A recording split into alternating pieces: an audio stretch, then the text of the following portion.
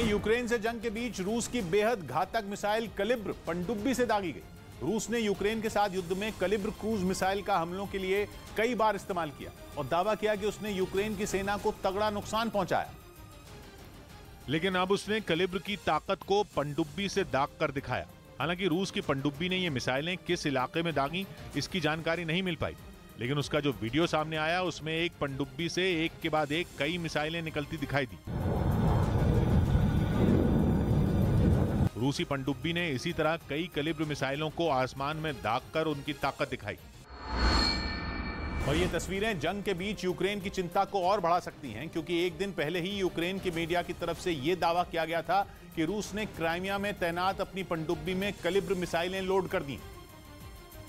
मतलब यह कि समंदर के रास्ते यूक्रेन पर हमले का खतरा और बढ़ गया, क्योंकि इससे पहले भी रूस ने समंदर से ही कलिब्र मिसाइल को यूक्रेन के कई शहरों पर दागा था, जिसने वहां भारी तबाही मचाई थी। ज़ेलेंस्की की चिंता इसलिए भी और बढ़ सकती है क्योंकि कलिब्र कोई आम मिसाइल नहीं है, बल्कि ये परमाणु हथियारों को ले जाने में भी सक्षम है। यही नहीं, खबर तो ये भी आई कि रूस अब इसकी मारक क्षमता को बढ़ाने में जुटा हुआ है, जिसके बाद कलिब्र क्रूज मिसाइल और भी खतरनाक हो जाएगी।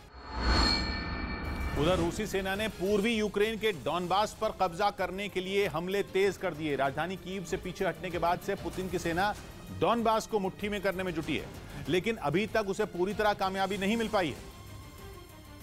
इसलिए अब रूस ने डॉनबास को तबाह करने के लिए अपनी पूरी ताकत झोंक दी। उसकी तरफ से वहां इतनी बमबारी की गई कि बड़ी बड़ी इमारतें मलबे में तब्दील हो गईं। कई गाड़ियां और मकान आग की चपेट में आ गए। इसके बाद उसने टैंकों और बख्तरबंद गाड़ियों को वहां की सड़कों पर दौड़ाना शुरू कर दिया, जिसका वीडियो भी सामने आया, जिसमें रूस और यूक्रेन ने एक दूसरे को नुकसान पहुंचाने का दावा किया। डॉनबास पूर्वी यूक्रेन का वो हिस्सा है जिसमें डॉनबास और लुहांस्क इलाके आते हैं, और इन दोनों इलाकों में 2014 से ही रूस के समर्थन वाले विद्रोहियों और यूक्रेन की सरकार के बीच संघर्ष जारी है। यही नहीं, जंग शुरू होने से पहले ही रूस ने डोनेट्स्क और लुहांस्क को अलग देश की मान्यता दे दी थी, और अब रूस का मकसद पूर्वी यूक्रेन के इन दोनों इलाकों पर कब्जा करने का है, ताकि इन इलाकों को विद्रोहियों के हवाले सौंपकर रूस अपने बड़े मकसद को पूरा कर सके। वहीं यूक्रेन के कई हिस्सों में जारी रूस के हमलों में तेजी आ गई। पूर्वी यूक्रेन के कई इलाकों में रूस ने एक के बाद एक यूक्रेन के ठिकानों पर ताबड़तोड़ मिसाइलें बरसाईं, जिनमें एक बिजली घर भी शामिल था। वहां रूस के हमले से धमाका हुआ और फौरन आग लग गई। आग भी ऐसी कि देखने वालों की रूह कांप उठी। धमाके के चंद मिनट बाद ही वहां आग के बड़े बड़े गोले उठने लगे, जो आसमान को छूने को बेताब नजर आए। आशंका जताई गई कि वहां तेल की पाइपलाइन में लीकेज थी, जिसने गोलाबारी होते ही आग पकड़ ली। दावा किया गया कि इस हमले में एक कर्मचारी की मौत भी हो गई। हालांकि इसे बुझाने के लिए तुरंत कोशिश शुरू कर दी गई, लेकिन आग काबू से बाहर नजर आई, जिसके बाद वहां से इतना काला धुआं उठा कि उसने पूरे आसमान को घेर लिया। इस बीच यूक्रेन को कई टुकड़ों में बांटने के रूसी प्लान का पर्दाफाश हुआ, और इसका दावा खुद रूसी सुरक्षा परिषद के सचिव निकोलाई पात्रुशेव ने किया, जो पुतिन के बेहद करीबी माने जाते हैं। यानी इससे साफ हो गया कि यह लड़ाई तब तक जारी रहेगी जब तक कि रूस यूक्रेन के टुकड़े न कर दे। ज़ेलेंस्की ने भी कुछ दिन पहले रूस की इस साजिश को बेपर्दा किया था, और उन्होंने नेटो से मदद मांगते हुए कहा था कि रूस का इरादा पूर्वी यूक्रेन को न सिर्फ तबाह करना है, बल्कि उस पर कब्जा करना है। और अब रूस के सुरक्षा परिषद के सचिव निकोलाई पात्रुशेव ने एक इंटरव्यू में इस प्लान से पर्दा उठा दिया। उन्होंने साफ किया कि पश्चिम और कीव शासन की वजह से यूक्रेन कई छोटे देशों में टूट सकता है। उधर मारियोपोल में जंग के दौरान रमजान कादिरोव के चेचेन लड़ाकों के लिए उनकी बख्तरबंद गाड़ियां सुरक्षा कवच बन गई। तुर्की में बनी इन गाड़ियों में कई आधुनिक सुविधाएं हैं, जो न सिर्फ दुश्मनों पर वार करने में मदद करती हैं, बल्कि दुश्मन के हमलों को भी ये बख्तरबंद गाड़ियां नाकाम कर देती हैं। ऐसी ही कई गाड़ियों पर सवार होकर चेचन लड़ाके मारियोपोल की सड़कों पर गश्त करते दिखाई दिए, जिसकी कुछ तस्वीरें भी सामने आईं। उनमें एक तस्वीर में कुछ लड़ाके इन गाड़ियों से नीचे उतरे और ललकारते हुए एक मकान में घुस गए। बताया गया कि यूक्रेन में ये लड़ाके जहां भी जाते हैं, तुर्की में बना ये सुरक्षा कवच उनके साथ होता है। उनके खाने पीने की चीजें भी इन्हीं गाड़ियों में होती हैं। असल में रूस के लिए लड़ रहे चेचन लड़ाकों के लिए ऐसा सुरक्षा कवच है जो न केवल ज़ेलेंस्की के जवानों के हमलों से उनकी जान बचा रहा है, बल्कि यूक्रेन की सेना के भी पसीने छुड़ा रहा है, क्योंकि ये ऐसी बख्तरबंद गाड़ियां हैं जिस पर गोले भी बेअसर हो रहे हैं। इस बीच यूक्रेन की सेना को तगड़ी चोट पहुंचाने वाले चेचन कमांडर रमजान कादिरोव खुद विद्रोह की आशंका से डर गए। यही नहीं, रूस के खुफिया विभाग की लीक हुई एक रिपोर्ट के मुताबिक रमजान कादिरोव को रूसी सेना के कुछ अधिकारियों से भी खतरा है। लेकिन उनके लिए ज्यादा बड़ा खतरा अपनी ही सेना के विद्रोह का है, जो उनके एक इशारे पर पूरी ताकत से यूक्रेन में जंग लड़ रही है। युद्ध की शुरुआत से ही रूसी सेना को चेचन लड़ाकों का ऐसा साथ मिला जिसने कई इलाकों में यूक्रेन की सेना के पैर उखाड़ दिए। यूक्रेन युद्ध में रूस के साथ मिलकर चेचन कमांडर कादिरव के लड़ाकों ने कहर बरपा दिया और अब ये कहा जा रहा है कि उन पर भी खतरा मंडरा रहा है, जो सिर्फ बाहर से नहीं बल्कि अपनों से भी है, जिसके पीछे है चेचन कमांडर कादिरव के खिलाफ भड़कता गुस्सा।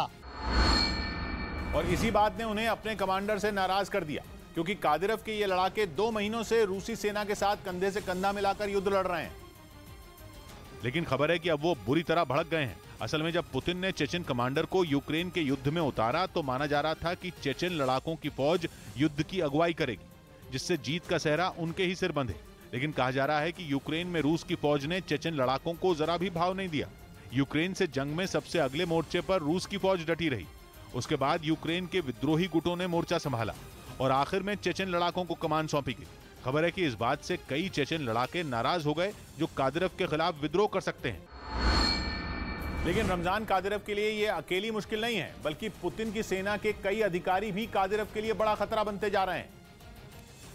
और इसकी वजह है पुतिन से रमजान कादिरव की नजदीकी। रूस के रक्षा विभाग की एक लीक हुई रिपोर्ट के हवाले से कहा गया कि यूक्रेन युद्ध में रूस की सेना ने अपनी मिलिट्री इंटेलिजेंस को कादिरव के पीछे लगाया था, लेकिन वो लोग उन्हें ढूंढ नहीं पाए।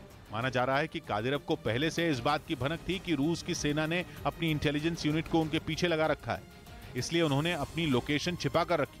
बताया गया कि कादिरव को इस बात का डर है कि कहीं पुतिन की आंखों में धूल झोंककर रूस की मिलिट्री इंटेलिजेंस उनका खात्मा न कर दे, क्योंकि रमजान कादिरव पुतिन के बेहद करीबी हैं और कहा जाता है कि ये बात रूस के कई सैनिक अधिकारियों को हजम नहीं होती।